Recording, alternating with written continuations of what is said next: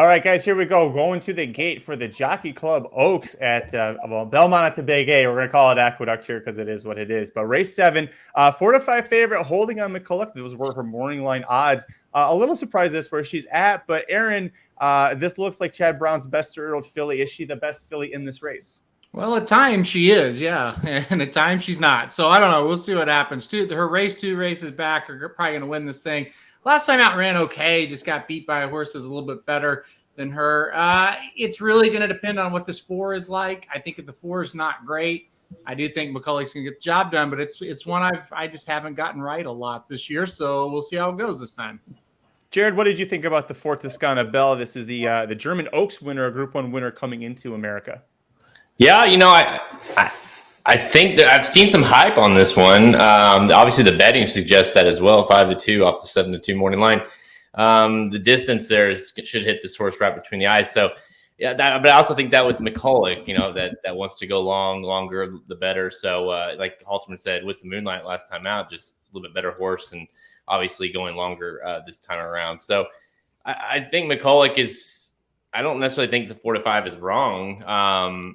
It just makes her tough to play because, like he said, she is very tough to depend on. Mike, the 6 beside herself is 3rd in the betting choice, and she had a win over Saratoga's inner turf course going 1.5 miles last out with Pratt aboard, and it took the advantage of not really having any pace and went gate to wire. It's kind of hard to read the pace here. Do you think she's a threat to go gate to wire?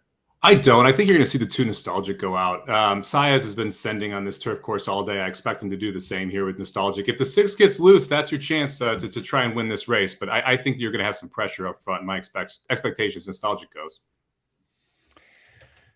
Well, this race is going to set up for this is the 3rd leg of the Turf Triple Tiara that they have in New York, and then it's going to set up. So theoretically, whoever wins this race goes off to the Breeders' Cup Filly Mare Turf, and you've got to believe, Aaron, that's why the 4 Toskana Belle showed up here. Did you watch much of her replays before this race?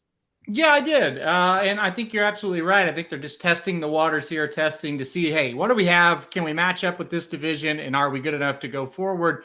I wasn't absolutely blown away with the 4's replays. But listen, this is a class drop, all things being considered. Usually when you come over from Europe, when you come here, it's considered a class drop. So we'll see. I wasn't overly blown away, but you know what? This division this year hasn't been like crazy good. So I think that's why I think you got to give her a good shot to win this race. Jared, who do you think is going to take the lead out of the gate as they're trying to get the 5 Miss Yearwood to load? She doesn't want to do it. I think Pratt knows that if he's going to get to the lead or if he's going to have a chance, it's going to be that's going to be what you're going to have to do. So I like the 6 to get on the lead here. Out early, but I don't know how long that will last. Let's put it that way. I bet Nostalgic is just happy she doesn't have to face Secret Oath and Nest. Had to run into those 2 fillies her last 3 starts, all the grade 1 competition. Here we go. Off, and we got 3 turns to go. Well, I'm seeing the 3 horse take off pretty well, but also the 6. She, like you said, Jared, Pratt's probably one chance to win this is to try and replicate what he did last time. Yeah, 6. No quirk, no issue with it. Get out the gate, go to the lead, and has untested lead right here as they hit the stretch for the first time. Well, and Somich was talking about the 2 Nostalgic maybe going to the front. I thought the same thing, and we're second to last as we approach the wire for the first time. Well, sure. Yeah, horse didn't break cleanly, got squeezed a little bit, and that was that. And the 3 broke very well there for Clement to try and get out toward the lead, and was the one that was really pressuring the 6 early. I'm surprised we're seeing this Euro this close to the pace here. I was expecting her to be further back. Yeah, Frankie Dettori's rides last time he was here, not the best, some would say. It's interesting what he's doing. Hopefully he replicates this a little bit later with Nation's Pride, because this is the trip Nation's Pride needs. Yeah, I'm with Somich. I was not quite sure we would see this from her here with the 4 horse. McKulick they feel like it looks like he's got a handful of horse there, but I don't know what kind of positioning that's going to be. That might be tough from there if that 4 can run. Oh, for 1 mile and 3/16, I mean, 112 is kind of scooting out there. I mean, we've seen them go quite a bit slower, specifically at Saratoga, obviously different track here, but we were seeing 114s for this type of distance. So we'll see. I mean, if McKulick has enough, I think that spot's fine. I think it's all about whether or not Toskana Belle is going to fire a huge one here. Yeah. McKulick has kind of gradually gotten in position here. So here we go. We're going to see last turn. No excuses. If she's got it, she Yeah. should win this, McKulick. Yeah. Oh, Oh, boy, look look at at her that now. nice move. Look Yep. at that nice move from McKulick. Oh, she may be gone. She's gone. She's gone, boys. Come on. Let's Here go, comes the floor, McKulick. though. She's gonna try to battle. Come on, McKulick. Get gone. Get gone. Come on, Philly. Get up there. Yeah. Get gone. She's got her, I think. Oh, Uh-oh. whoa, what was that? Oh boy, there was a step there. Did she she got spooked by something, it looked Well, like. she regathered, though. She got it. She got it. We got this. 1-4-5. A 5-minute nice little run.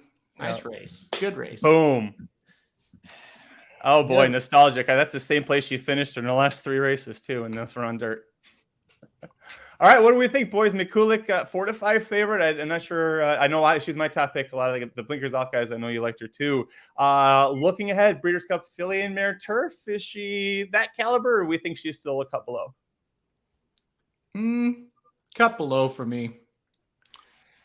Thought she showed a lot of heart here, but she won't be a horse I'm betting in that race at the price she's going to be at. Yeah, she shows up every single time. You look at her past performance, even the races she loses, McKulick shows up every single time she races, makes her a solid horse to use. But yeah, I just don't know how good of a horse she is when it comes to the Breeders' Cup. We'll see, especially like you said with the price. I do think that this is her distance. A mile, today was a mile and 3/8. Mile and a half. Like the longer the better, feels like for her. Like she just kind of has that grinding, kind of keeps coming. She's not overly impressive. Even in her win, she's not overly impressive from a separation standpoint. But she gets the job done the longer they go. It seems like. She's never been to Keeneland, and that's where they hold the Breeders' Cup Filly and Mare Turf. Be curious to see if Chad tries to run her again, possibly the QE2, which is the last 3-year-old filly restricted race on turf before the Breeders' Cup. Maybe give that a shot. I hope that some big Euros come in, because I think this is a horse that's pretty good to use underneath in the Breeders' Cup, because what you guys were saying with the heart, where she always shows up, whether or not she gets the job done, it seems like maybe her heart sometimes overcomes her talent, at least for right now. So if we could get her to the Breeders' Cup at a little bit of a price underneath, I think especially if Irad's going to stick with this horse, I think she's a good use there. I'm just glad I finally got her right. I've been on the wrong side of her for so many races this year. I'm glad we finally picked her and she won. That makes me very happy. I was also thinking, as you were talking, and the Breeders' Cup being at Keeneland, thank God the Breeders' Cup's not at Churchill Downs this year. Boy, what would they run? What would they run those races on? The dirt course. Yeah. How close is Kentucky Downs? Can we do like a home and away situation where like Friday we have Friday's the turf races at Kentucky Downs, Saturday we go to the dirt at Churchill. Everyone gets in a car and drives to Kentucky Downs, and we drive back for the. That seems all right. Get the convoy. Yeah. What is the Filly and Mare Turf is what, a mile and 3/16? Yeah. So I don't know. Like I feel like that doesn't aid her as much as today's race did in a mile and 3/8. So maybe that's another angle there to why you don't want to use her in the Breeders' Cup. Well, let us know what you think down below in the comments section about this horse and the race. And hey, listen, Frankie Dettori didn't get the win, but at least I don't think this was his fault this time, unlike last time he was here. So hit subscribe before you leave. Hit like on the video. We'll see you at the track.